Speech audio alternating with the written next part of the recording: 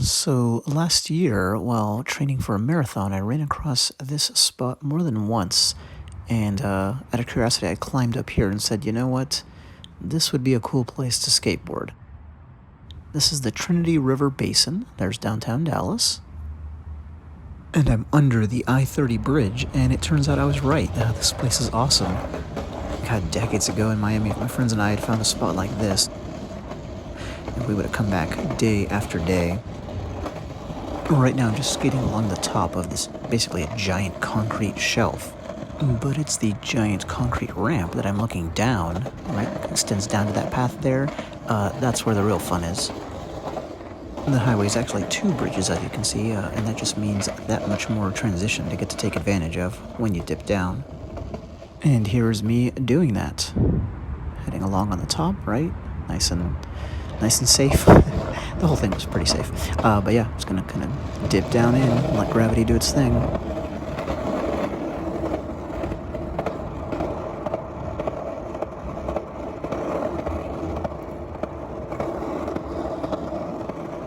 And at 48 years old, that is more than fast enough for me, so I'll kind of pull up, jump off the board, and look back at where I started. A really neat place. The few times I've done this, I don't have much free time in my life. The few times I've done this, I've been the only one there. Down below, I'll see dog walkers, joggers, and cyclists down at the actual river trail. Now, you can only skate one side of this, the one I've shown you, and that's because the other side has this horrible corrugated shape to the concrete. And that is a shame. That's like hundreds of yards of otherwise really skatable ground that is ruined. I only had about half an hour to kill. I dropped one of my kids off at an activity and was nearby, so I got to take advantage. But that was more than enough at my age, and yeah, it's just real old-fashioned street skating. You've got to watch out. There's debris, obstacles everywhere, like broken glass here. When I'm skating, I'm never taking my eyes off of the ground right in front of me. It's a little bit of an obstacle course, not just like with these big pillars, that's the easy part, but you really are watching out for anything that might stop on those wheels, because that would be a bad thing when you're in the middle of doing this. It had been raining earlier in the day, or maybe overnight, so especially where the bridges didn't cover, like right here, it was wet, and I'd start to feel some telltale slippage that was disconcerting for sure, but after the first time I knew to watch out for it. And then every time I'm done, I have to kind of walk myself back up this. It doesn't seem like a lot of exercise, but it felt like it at my age, so it's a good workout overall. As you can tell, so there's an aspect of urban exploration to finding this spot, even though it's, not hard.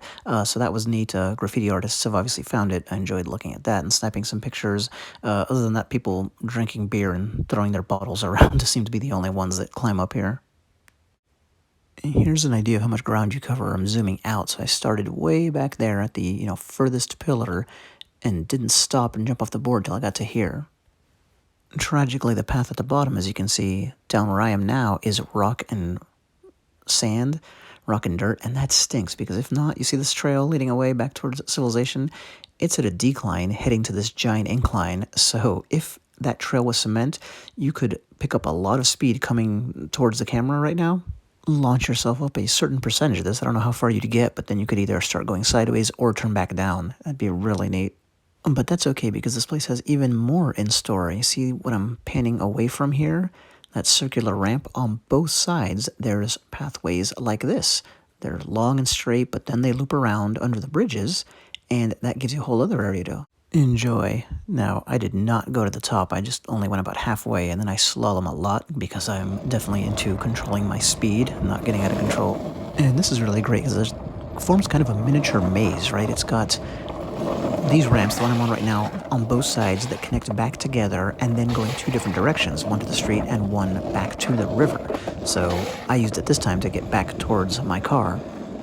Maze is not the right word, but anyway, where I'm coming up to, the intersection, I go to the left, but I had other choices, so that's pretty cool. You could just keep coming back down and trying out different routes. And skateboarding was originally called sidewalk surfing, and it definitely has that feel, because you don't have brakes, you don't have handlebars, you really are kind of just taking what's given to you and making the most of it. See, I'd passed another intersection a second ago, and now instead of staying on the trail, I'm going to dip down to this transition, which is nicely allowed. Go off trail for a second, and back on, and off one more time.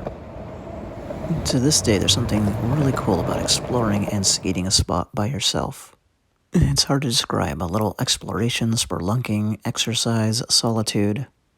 Well, that is the place, and that is my video on it. Thanks.